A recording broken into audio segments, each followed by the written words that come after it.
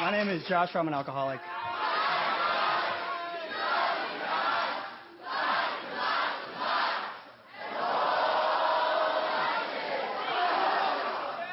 That sounds a lot less lame when you're saying it to me. I want to thank the host committee for asking me to speak tonight, specifically Josie and my friend Tristan. It really is an honor and privilege to be here tonight. As you'll kind of hear, this is the city that I more or less hit bottom in before I found sobriety. And Seattle is a wonderful place to do heroin and hit bottom, and I'd really welcome you to ever come here and experience that. And I mean, this is an incredible experience for me just to be here sober. This is the first time I've ever been here sober. And that may mean nothing to you, but it's an incredible experience for me. I'd like to thank all my friends who specifically came here to hear me speak, which to my knowledge is nobody, but it's always nice to have dreams. And kidding aside, like it said, as a result of Alcoholics Anonymous, I've had the experience of being surrounded by a host of friends. And that's also another incredible thing. If this is your first conference, I want to welcome you. If this is your first experience to Alcoholics Anonymous, I want to welcome you. I have some disappointing information for you. Just if you're new to these conferences, the spiritual experience is not in anyone's pants.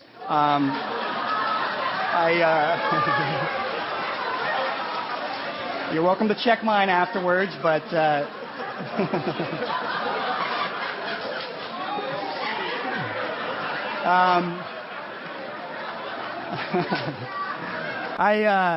don't want to discourage anyone for having fun, that is. But this is my favorite conference by far. I've had the privilege of coming to a number of them, and I like to tell my friends that have not come to Wacky Paw that Wacky Paw is the conference that all the young people that manage to stay sober still come to.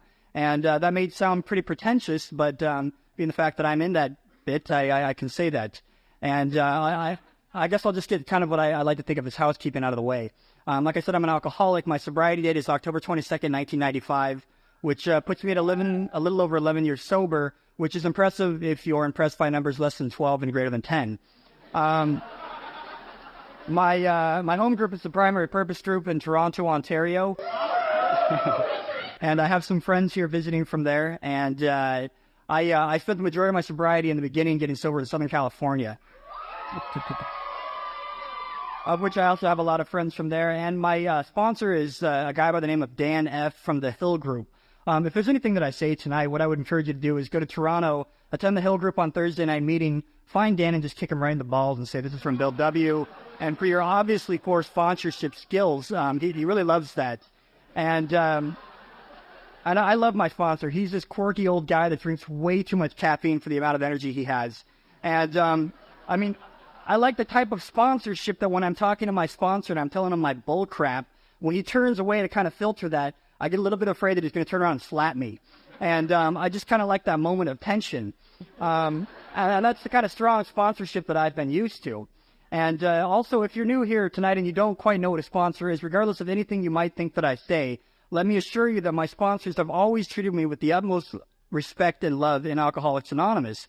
And really a level of love and respect that at the time I really didn't deserve when I first came in here. And that's really the kind of sponsorship that I've experienced in my sobriety.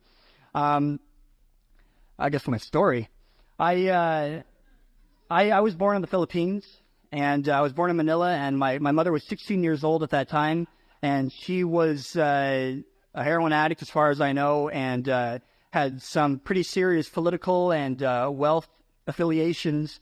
And it was kind of a bit of a scandal that I was born in the first place.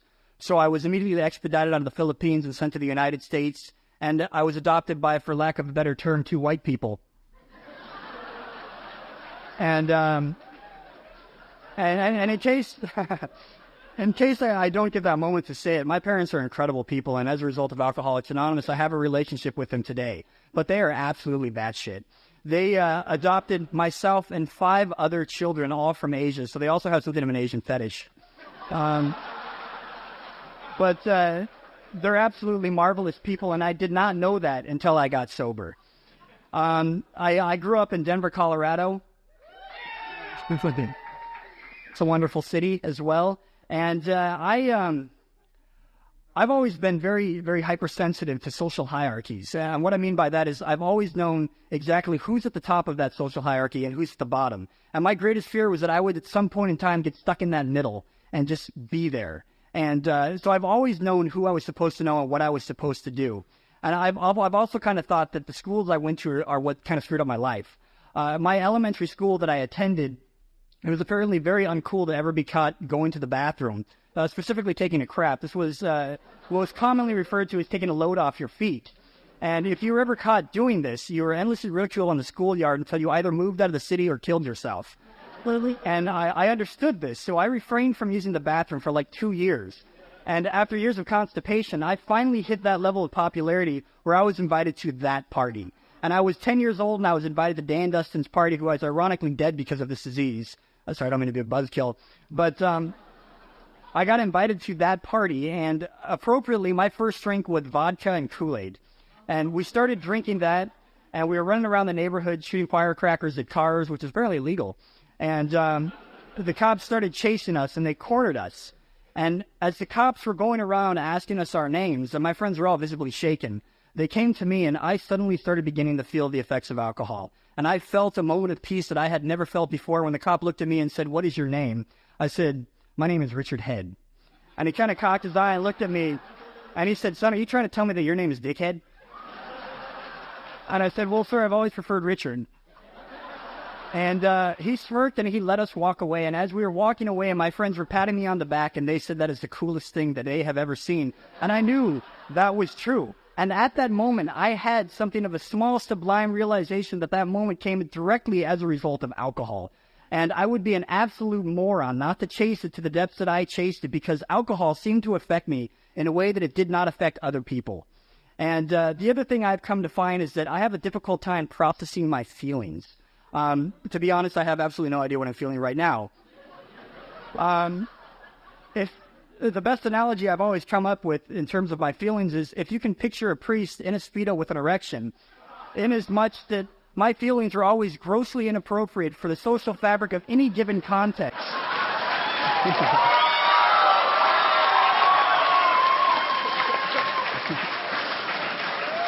And I was constantly overreacting. I mean, definitively, an allergy is an overreaction to a substance, and I had something of an overreaction to both alcohol and feelings. And the thing about that whole processing of feelings is the only thing that seemed to level the playing field was alcohol. And that's exactly why I drank it. And one of the key things about the alcohol is in the beginning, it seemed to immediately alleviate the fear that I had. And I wasn't aware of that at the age of 10, but I came to find whenever I drank alcohol, I was able to do things that I was not capable of doing sober. And moreover, at the very beginning, I was one of those social drinkers that immediately passed that invisible line about 20 minutes after I took my first drink. And I knew that as soon as I drank, I could not stop drinking. And that was me at the age of 10. And perhaps that's genetics or some sort of predilection toward alcoholism. But ultimately, it's somewhat irrelevant in the fact that at this moment, I'm sober in the program of Alcoholics Anonymous as a result of the fact that I suffer from the disease of alcoholism. And I was one of those people that went down very quickly. I did a lot of drugs. I don't know if anyone here is familiar with that. And this is Alcoholics Anonymous. And the thing about drugs is what I've come to find in my experience in Alcoholics Anonymous is that, and you're right, Moshe, once you get sober enough, you do always say Alcoholics Anonymous, not AA. But one of the things that I've come to find about drugs is that there's certain powders, certain vapors, certain things that I can ingest that immediately seem to trigger the phenomenon of craving for alcohol. And ultimately, that is how drugs affected me. And by the time I was 14, I had a very serious methamphetamine habit. And if you've ever done methamphetamines, or perhaps you're on methamphetamines tonight, you know that it's difficult to sleep at night, so you come up with nighttime hobbies. And at the time that I was doing a lot of crank, the internet had first become public usage in consumer homes. And so my hobby is, in the middle of the night, I would get onto the internet and chat with crazy people. And the beautiful thing about the World Wide Web is it's this cyber collective that allows crazy people to simultaneously and instantaneously communicate with each other, much like MySpace.com or MyStalker.com. And my other favorite habit was to lie. And so it'd be 3 o'clock in the morning, I'd be furiously chatting away at the internet and telling these people these horrendous lies, like that my father would beat me, which was totally untrue. and that my mother was a religious nut. And, people being sympathetic and good in nature would say, that's horrible, come run away and live with us. And so I did. And also, by the way, if you haven't noticed, I have a tendency to kind of talk fast. This isn't because I'm nervous. In fact, I'm not nervous at all, but ever so often, like when Josie first asked me to speak, she asked me if I was nervous. And whenever I get nervous speaking, I just try to remember the fact that pretty much every single one of you here tonight have been a colossal failure in your lives. And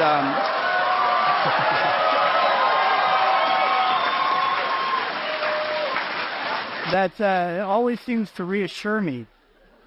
But during the height of my using, I was forging fake prescription scripts and cashing in on them.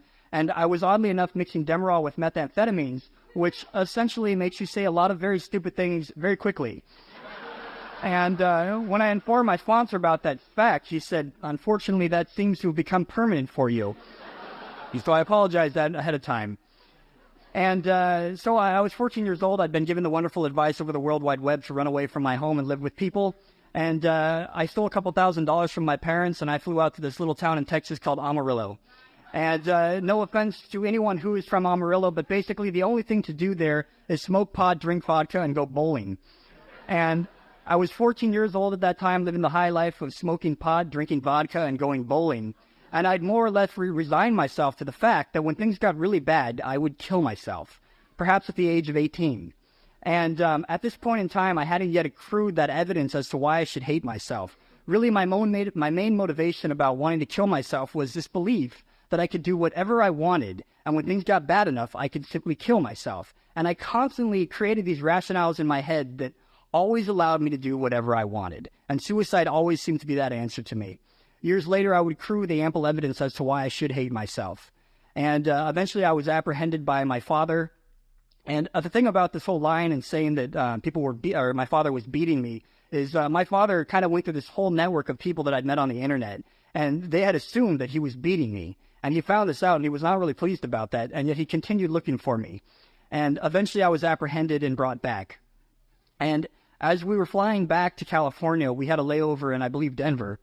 And we were standing at the ticket agents, and he was talking to them, and I had to use the bathroom, so I wandered off to use the bathroom. And my father didn't see me go. And I remember as I came back into the terminal, I saw my father running around with this absolutely desperate, frantic look in his eyes. And for the first time in my life, I suddenly became aware of the fact that my father really cared and loved for me. And immediately after taking this realization, I immediately forgot it. Because to believe that for a moment my parents cared about me aggressively interfered with my ability to act without conscience. If I was for a moment to believe that I was hurting my parents, I would have to be accountable to all the things I was doing, and I could not do that, and so I simply forgot it. And that was the beauty of the alcohol, is this was the thing that allowed me to do whatever I wanted and simply forget about the consequences. And this is also one of those things that apparently separates me from a normal drinker. And this was the way I lived my life up until I got sober, and probably a good point of time into my sobriety. And as I came back home, my parents sent me to my first rehab, and I went there, and the counselors were trying to explain to my parents that I had a very serious drug and alcohol problem, and being any parents, they were in denial, and they felt that my problem was that I wasn't enrolled in a good Catholic high school. So they yanked me out of rehab and put me into a good Catholic high school. At the time I hit 15 years old, I hit what was my first bottom in active alcoholism. And I'd reached that point in my life that I thought the only way out of my lifestyle was suicide. And I absolutely despised myself by this point in time. And so I attempted suicide for the first time. And when I was doing my original inventory and I told my sponsor about the details of the suicide attempt, he told me that anytime I was speaking, if God forbid I was ever given that opportunity, I should verbatim tell you the details of my suicide attempt, because he felt it was a wonderful example of God working in my life at a time that I did not believe in him, and nor would I have wanted him to. And what happened is I'd stolen my friend's van, which was something of a habit, and I'd taken it to his father's business complex, and I was going to kill myself through carbon monoxide poisoning.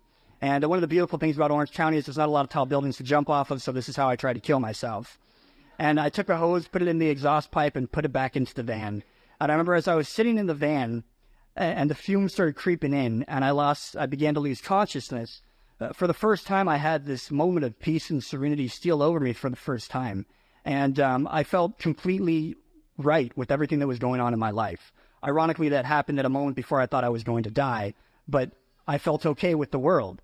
And now that I've been sober, I've come to believe that you can only feel like that in the way that I was living if you've completely lost the ability to hope and dream. And that was what I was doing, sitting in a van hoping to die without the ability to hope and dream. And one of the things that happened to me when I first came into this program is I read our big book of Alcoholics Anonymous. And there's this one line in that book that really seemed to jump out at me. And that line was pitiful, incomprehensible demoralization. And I remember I'd done a really crappy job hooking up the hose because I came to at one point in time and figured out I wasn't dead. And I took the hose off the bottom of the van and I put it directly into my mouth and started sucking off it in the hopes that it would kill me faster. And there I was sitting in the van with a hose sticking out of my mouth hoping to die. I knew intimately what pitiful, incomprehensible demoralization was. And then what happened was kind of described to me later. At this point in time, it was a Sunday morning. And again, I'd done a really crappy job hooking up the hose, so I wasn't dead. And this group of people decided to come in their work for their first working lives ever on a Sunday morning. They went in through the front. This one guy went in through the back. He said as he was opening the door, he looked over, saw the van, and had a strange feeling come over him. So he went over and investigated, found me in the van, and dragged me out. And they brought me into the office, and I was in and out of consciousness, and they started talking to me. At this point, I was kind of pissed off that they'd screwed up my suicide attempt, so I wasn't really hearing it. But one of the things I would remember is the guy that found me said, sometimes he believes God gives us the opportunity to right what was once wrong, and that years ago his brother had committed suicide, and that he believed that moment was now for him.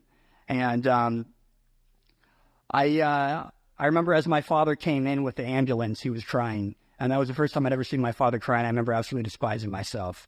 And I went to the hospital, and I was treated for carbon monoxide poisoning, and I stayed in ICU for a week, and the doctors explained what I had done to myself. And they said an average human would have a carbon monoxide level of a 2 or 3.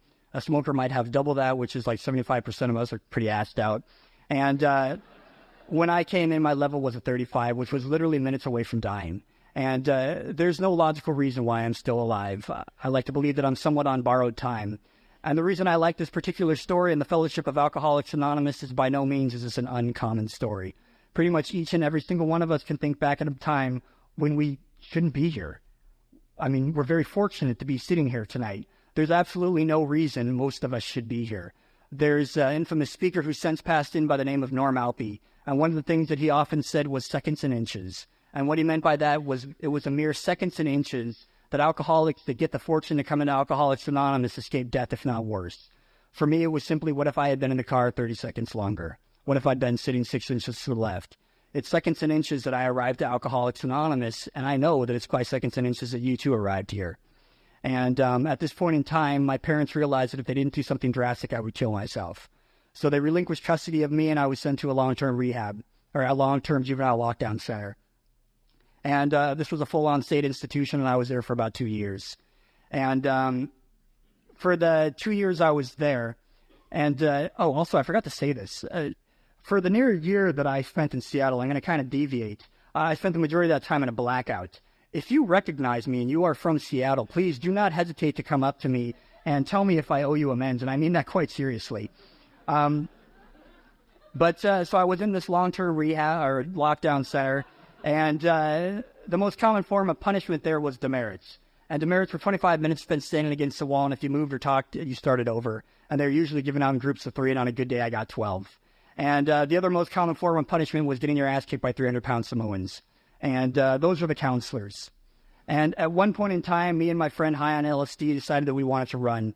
So we stole a van, and we drive a couple state lines.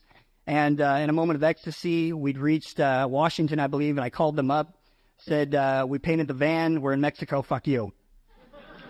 And they said, hold on for a moment. And they got our girlfriends to get on the phone and tell us that if we did come back, they'd kill themselves. And so we felt a strange moral obligation that indeed we will feel bad if they did kill themselves.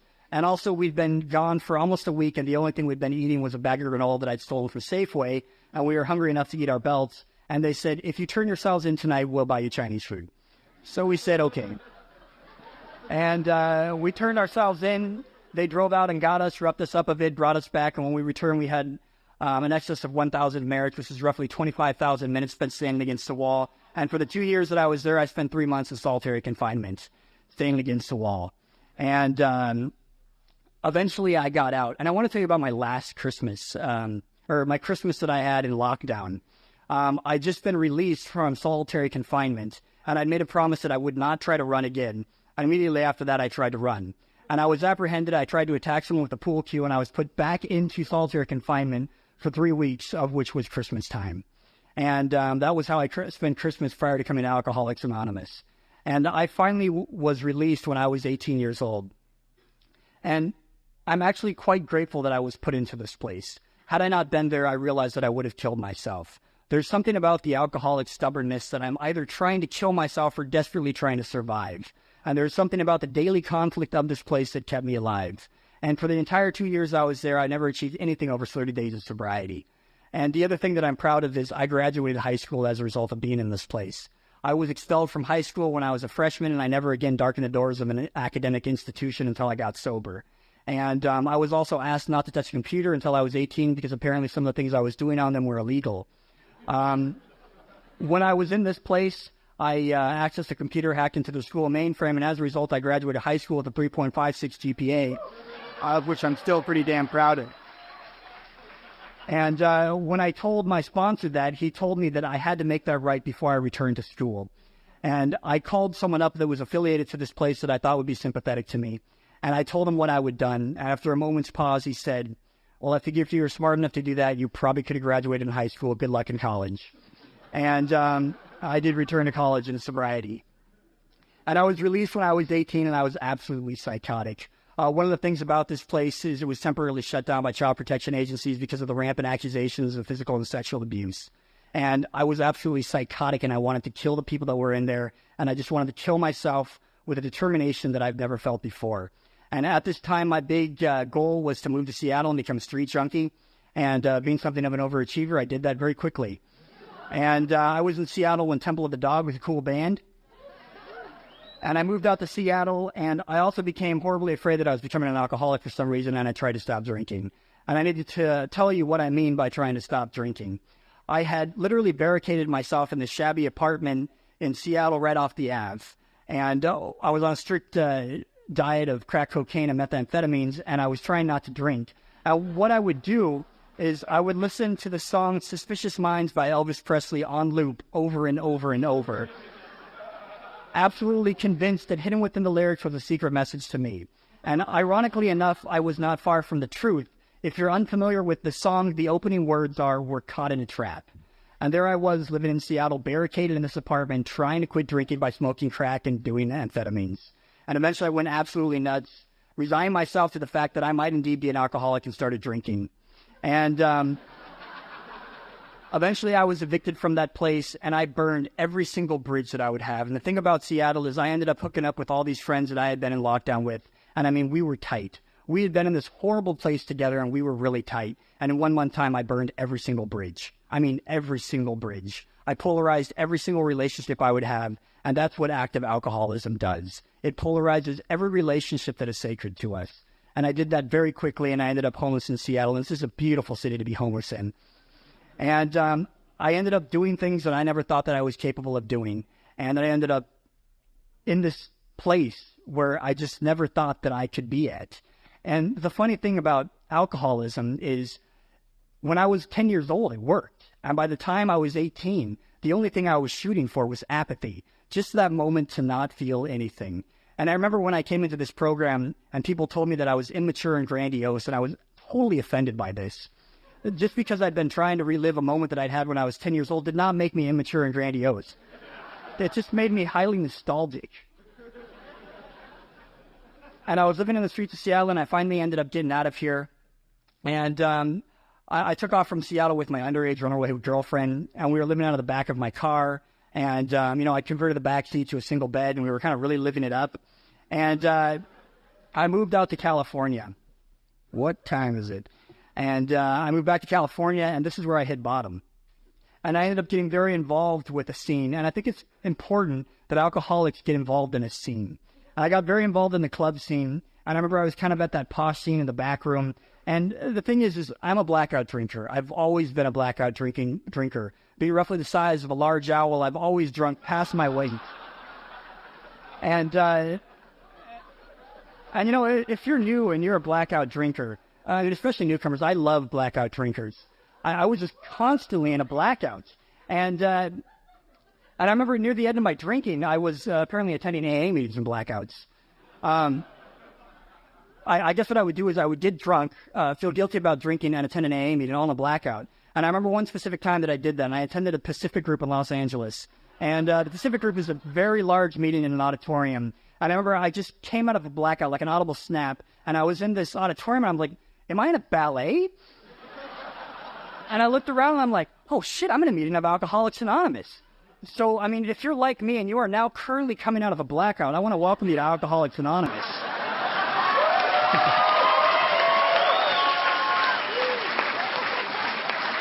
And I moved back to California, and I got involved in the scene, and I would be in the that special back room in the clubs, and I would come out of this blackout, and I'd be like, oh, man, I love this song. Why am I naked? And, you begin to have these kind of increasing indicators that something is not right with the way that you use drugs and drink. And I remember I lifted my face out of this pile of outside issues, and I looked to my friend who I just met 15 minutes ago, and I said, do you ever think that other people do not live like this? And he looked at me and said, what the hell are you talking about? Who are you? I thought that would work, and it ended up that it didn't work. And I remember my last job that I had, this was the last job I had before I got sober. I was working at a company that my father had gotten me a job at, and this was a really nice company. And not to stir you, but I was working for a company that built bridges. In California, don't worry about here.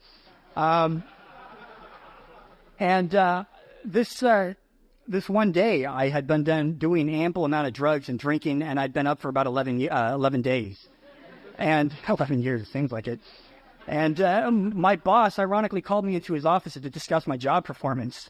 And I came in, had a sudden pain in my neck, cracked my neck, dropped to the ground and went into convulsions in his office while trying to have a talk about my poor job performance. And they rushed me to the hospital, and I was treated for a drug overdose. And when I came back, they said, you have two options. We can send you to a rehab, or we have to fire you. And when I was released from that lockdown when I was 18, I promised myself I would never go back to any place like that. And I said, you have to fire me. And so they fired me. I went home, and being the blackout drinker that I am, I got thoroughly hammered, went into a blackout, completely forgot about that entire day, woke up in the morning and thought to myself, something's not right. I better get to work on time. And I showed up to work on time for the first time ever. And I surprised the hell out of my former employees. And because of my father, a guy took me aside and he said, what the hell are you doing? I'm going to give you this option again. We will send you to rehab.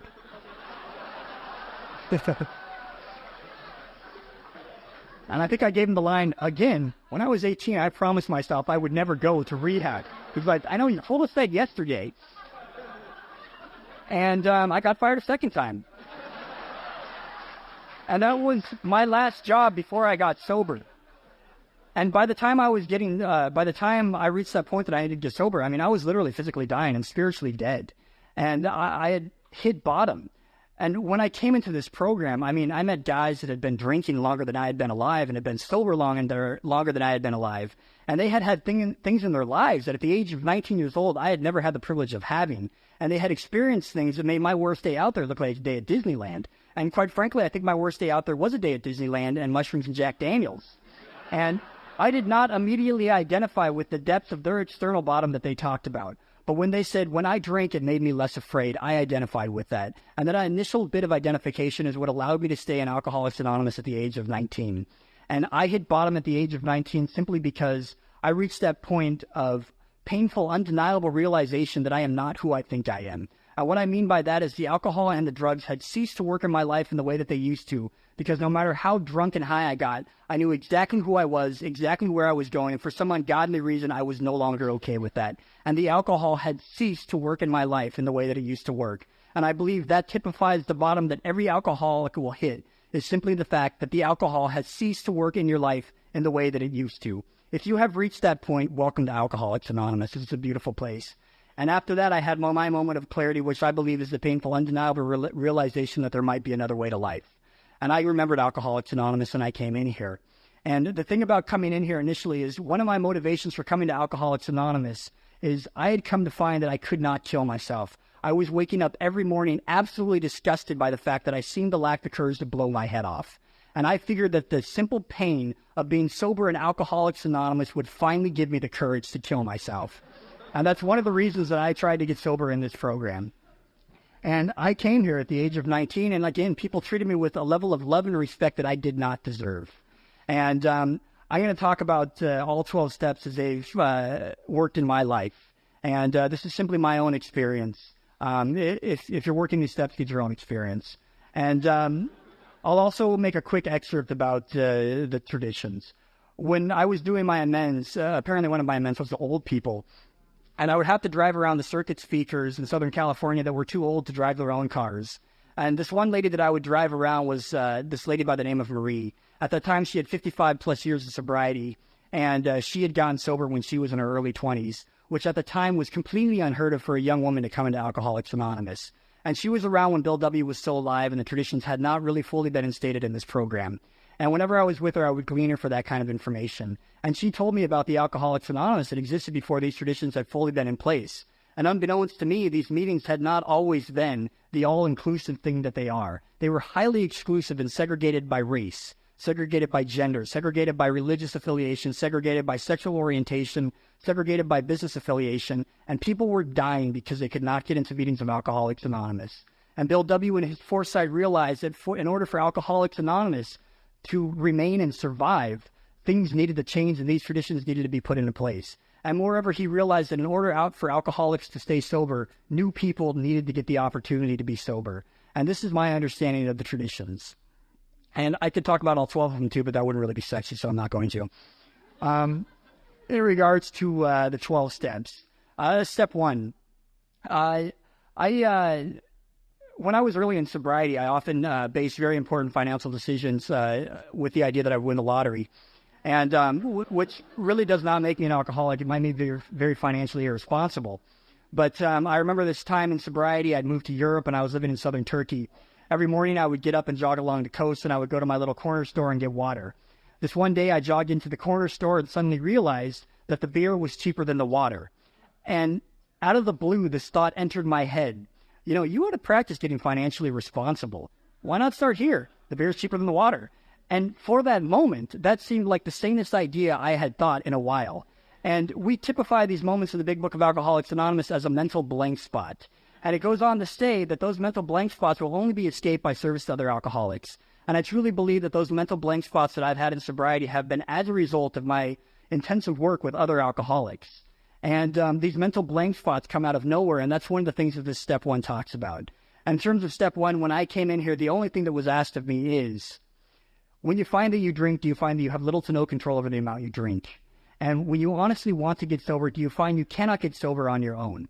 If you've answered yes to one or two of these questions, you are probably an alcoholic. And the most important question that was simply asked of me is, do you like the way that you are living right now?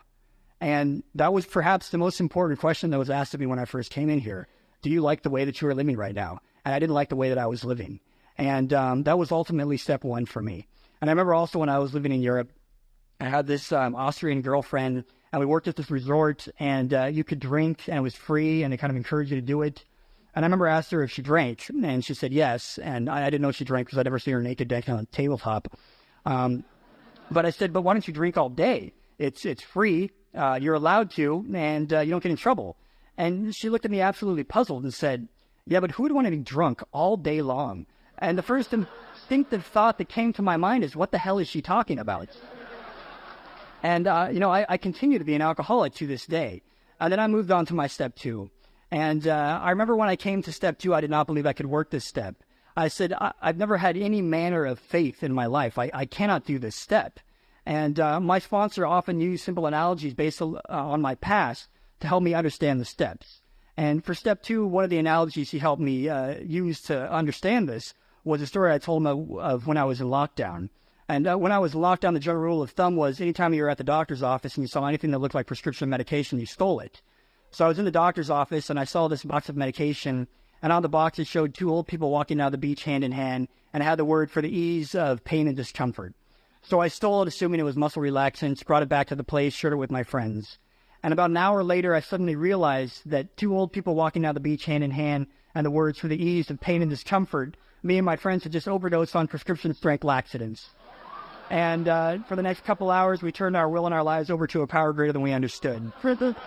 And the reason my sponsor used this specific story is he told me that I had lived my entire life based on faith. It was not the quantity of faith that I suffered from, but rather the quality of it.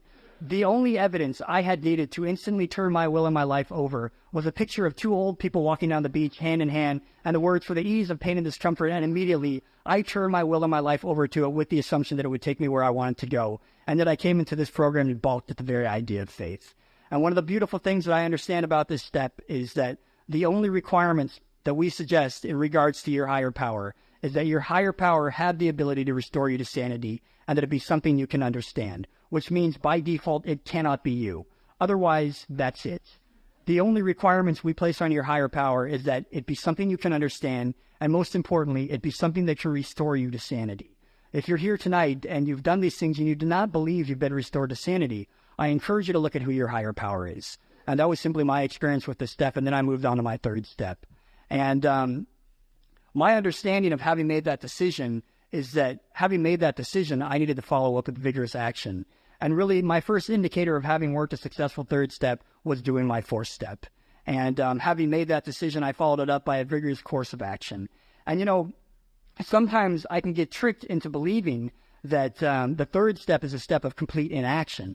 I mean, we have these slogans like "let go and let God," or "just hang on," or "let go," and all these kind of slogans that would kind of confuse me to believing that I wasn't supposed to actually do anything. And sometimes as an alcoholic, sometimes the best action is no action. But I remember I was going through this traumatic breakup in sobriety, and all breakups in sobriety are traumatic. If you're going through it, I just say to get over it. But I went to my sponsor, and I told him about this, and he said, "You know what, you just got to let go." And I was like, "What the hell does that mean? Well, what does that mean?" And he said, "Well, off the top of my head, you can stop stalking her." And after having let go, my sponsor immediately gave me a course of action that I could follow. And the course of action about my third step was my fourth step, and I began that inventory process. And I started making that list of all those things that had been keeping me sick. And I was tricked into my fourth step in the sense that I believed it was a list of all the people that pissed me off. And finally, I would be vindicated for the victim that I had been in my life. And I thought it was a very enjoyable exercise until I came to find that there's a fourth column. That fourth column is your part in it. Up until that moment, I had no idea that I'd had a part in anything.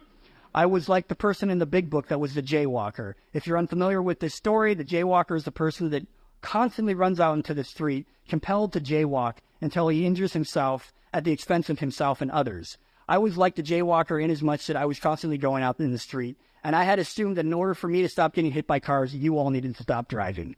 And that's how I lived my life. And I made this thing, and I went to my sponsor, and I did my fifth step. And I told him all these things. And I remember at the end of it, I had one of those sponsors, and he said, "Now tell me all the things that you didn't write down." And there were things I hadn't written down. I mean, I had walked in there with the firm belief that I was not going to tell him everything. And specifically, there's a lot of the things that had happened to me when I was locked down, and a lot of the things that had happened to me in Seattle that I was completely ashamed and humiliated about. And I did not believe that I needed to tell anyone about these things. And at the end of that initial inventory, I suddenly realized that if I wanted to actually get this thing, I needed to come clean with another human being. And I told him these things. And at the end of that final inventory, my sponsor got uncharacteristically quiet. This is the sponsor that called me asshat because he felt I didn't know my head from my ass.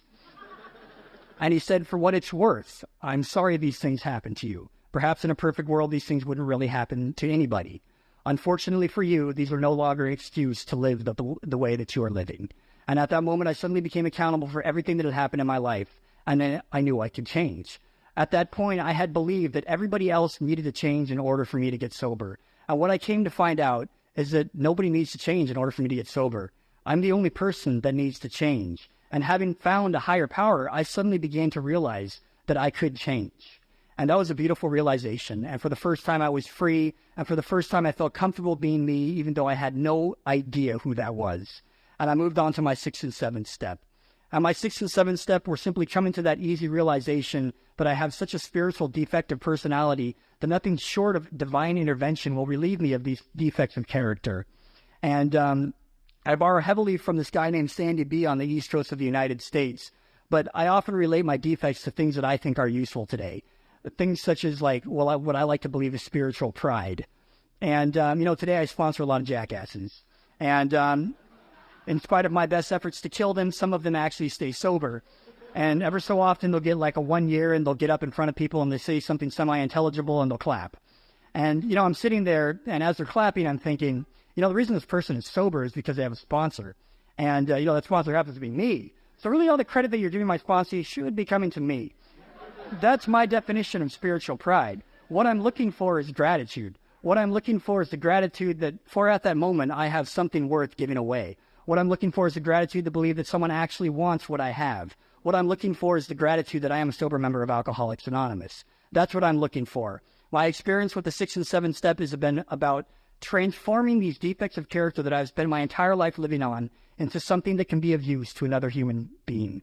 And that's what I've come to find that my 6 and 7 step have been. And this is an ongoing process throughout sobriety. And I moved on to my 8th step and started making a list of the people that I had hurt that I needed to make amends to. And then I moved on to my 9th step. And like any good alcoholic, I tried to make a 9th step amends, I think, in my first 3 months. And I went on this crazy road trip, and I went out to this place that I'd been in lockdown. I was trying to make amends to this guy. And I think the end of that amends, I said, "Watch your back, fuck you." And after doing that, I met up with these people that I had been in this place with, and quite literally, we began plotting how we could kill this person that night.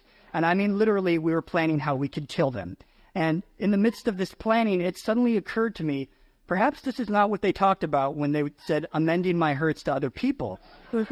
And I also was lucky enough that I brought another member of Alcoholics Anonymous that was less sober than me, but he just stood there open mouthed. And he said, "What the hell are we doing?" And we got out of there. And at that time, I did not understand the importance about making those amends. After I did them, I began to understand that importance. And one of the amends I'm going to talk about is the amends I had to make to the people that saved my life when I tried to kill myself. And I also remember questioning as to how you make amends to yourself. And I think everybody questions how you make amends to yourself. And I used to attend this meeting at the Compton Alano Club on North Bullis Street. And I made the mistake of asking a member there how it is that you make amends to yourself. And this is what he said to me. This is not how I talk, but he said, "Motherfucker." And, I listened up because I know in Alcoholics Anonymous, we precede every single spiritual revelation with a personal insult. And he said, "Mother effer, what is it that you think we are doing in this program besides making amends to ourselves?" And he directed me to the 9th step amends, the promises. And in those promises, it said that we will know a new freedom and a new happiness. And I can think of no better way to make amends to myself than to have that kind of life as a result of making amends to other people. And the amends that I made was to these people that had saved my life. And this was a gimme amends. I mean, there was absolutely nothing wrong that could go with this amends. All I had to do was find the people that had saved my life, thank them, and tell me what my life was like as a result of Alcoholics Anonymous. And I put that off for 6 years. And I reached this point in my sobriety where I was going through a spiritual crisis, and it suddenly occurred to me that I had not made this amends. And so I went about and tried to make this amends. And I looked all over this place, and I could not find him. And I got into my car, and I said a very simple prayer. And I want to thank my friend Alonzo for this prayer, because that's who I learned it from. And the prayer goes as following. I said simply, "God, I think it's really important that I make this amends. If it be your will, please give me a sign and make it really obvious, because I'm really freaking stupid." And immediately after saying this prayer, I kid you not, the thought occurred to me, check one more building. And I went into that building, and sitting behind the reception desk was one of the ladies that had been there. And not quite willing to give it up, I said to her, "The reason I'm here is because years ago my brother tried to kill himself." And she looked at me and started crying and said, "No, it was you." And she came around the counter and hugged me and took me back into the office where I would talk to the other people that had saved my life. And it was one of the most incredible experiences I've ever had in sobriety. And I told them what my life was like, and my life was good as a result of Alcoholics Anonymous. And at that moment, my spiritual crisis ended, because I knew I had a God in my life that I could do business with. And that continues to be my experience in sobriety. And really, that is the experience that you can have. Nothing spiritually is withheld from you if you do this thing in the way that it's talked about. And that's the beautiful thing about this program. You're not going to get everything that we talk about. You're not necessarily going to get that awesome job, that awesome spouse. You're not going to necessarily get everything that we talk about. But nothing spiritually is withheld from you if you do this thing in the way that we talk about. And I love that about this program. I remember when I came in here, I wanted to have a girlfriend. I mean, I wanted to get sober, but I also wanted to have a girlfriend. And, I'm an alcoholic. I always wanted to date the most popular girl in treatment center. And I told him about the fact that I could not have any sort of romantic relationship with people. And my sponsor directed me to this part in the big book that says some of us, we'll not be able to have romantic relationships with people, but we will be okay because we'll fill our lives with service to other suffering alcoholics. And he pointed it out with much enthusiasm and said, you will be okay. And I was like, that is effed up. I am 19 years old. I am still trying to get the tip wet, and that's what he's telling me. And thankfully, I stayed sober. And I'm hoping I'm going to get to talk about what my life is like today. I heard about that. But I also made my amends to my parents. And it took me years to be able to even talk to my parents. And today I have an incredible relationship with my parents. I mean, an absolutely incredible relationship with my parents. I recently had a book written, and in the book, one of the stories is my story. And as a result of this book being written, they had to interview my parents and myself. And so I was sitting with my parents and my sister and the author of this book, and they were talking with my parents. And that author asked my parents simply like what it was like today. And they said, we will be forever grateful for the program of Alcoholics Anonymous that gave us our son back. And my mother started crying, my sister started crying, I started crying, the author started crying, and it was just a big ball-a-thon. But, I had polarized every single relationship that I came in here with. If you want to find respect in life, if you want to find respect in Alcoholics Anonymous, if you're looking at us and you're wondering how it is that we have that respect, go out there and amend the relationships that you've spent your entire life destroying. Go out there and amend those relationships and rectify those things, and I can assure you, you can have what we have. And I moved on my 10th step, and the 10th step is simply that buffer zone that allows me to screw up and still stay sober. Because the fact of the matter is, I'm a human being, and I'm an alcoholic. I mean, human beings are sloppy. We have material to wipe our ass after we take a crap. We are sloppy things. And we are continuously going to make mistakes. And as a result of this step, I can make mistakes and stay sober if I'm willing to make amends promptly after I make those mistakes. And the thing about this step is I have continuously been faced with those moments where I needed to give up everything I was for the hope of something that I could be. And that's what the 10th step has been for me. And I moved on to my 11th step. And I'm going to tell a short story about the Lord's Prayer at the end of the meeting. This is not about what we should pray at the end of the meetings or whether we should hold hands. This is simply my own story about the 11th step. At some point in my sobriety, I had stopped saying the Lord's Prayer at the end of the meeting for stupid principles, and I had stopped holding your hands. And I went to my sponsor and I told him about this. And instead of coming down on me, he said, yeah, I used to do that too. And what I came to find is that I had spent my entire life disconnected. And when I said that prayer and held your hands, for that moment, I felt connected to another person. Far be it for me to avoid any moment that I can be connected to another human being when I have spent my entire life disconnected from other people. And at that moment, I didn't necessarily agree with them. But when I attended my next meeting, at the end of the meeting, when we were supposed to hold hands, I remembered my sponsor's voice. And I took a hold of your hand and I said that prayer with you. And for that moment, I was connected. Far be it for me to avoid any moment when I can be connected, when I have spent nearly my entire life trying to be disconnected.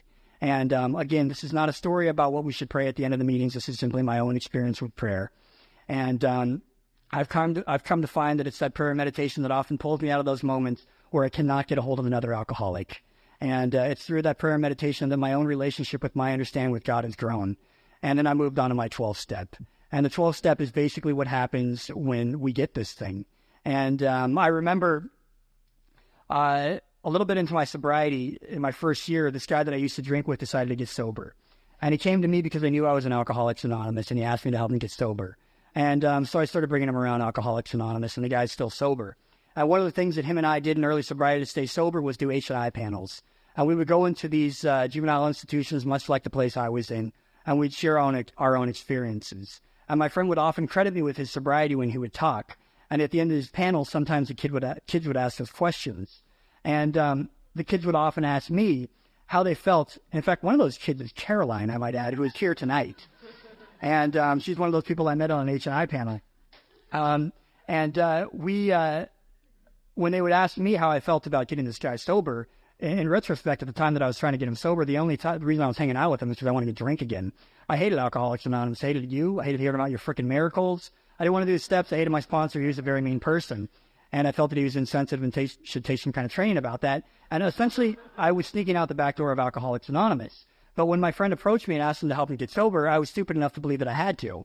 So I started bringing him to those meetings and listening again because I needed to translate what you were saying to him.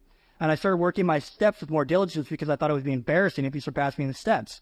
And essentially, I started doing all the things that I needed to do in order to stay sober because of this person.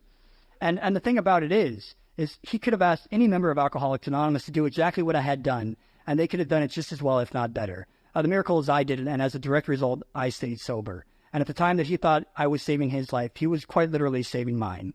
And that's the miracle of this step, is my actions superseded my intentions, and I got to stay sober. And I believe that's the 12th step in its best form, and I've continued living that today. And Bill and Bob were really big into the idea of cyclic momentum.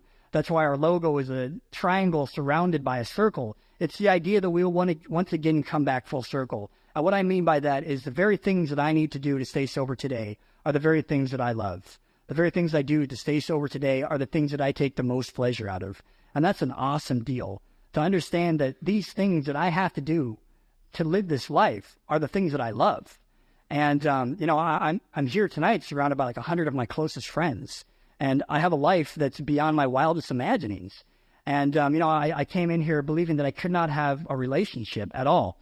And to the day, 5 years ago, I showed up to the Wacky Paw in Colorado and moved out to Canada on a harebrained scheme to work for an organization running an art studio for people with developmental disabilities. And I was profiled by a local news agency as a Canadian making a difference in the city of Toronto. And during the interview, they found out that I was actually American and cut the interview short. Later, they edited it, and it never came out that I was American. But that's kind of one of the things that I've gotten to do in sobriety. And when I was working at this place, about 2 weeks after working there, I saw this girl, and I thought she was completely out of my league, so I didn't talk to her. A little bit later, she approached me and asked me out on a date. And last September, we celebrated our third wedding anniversary.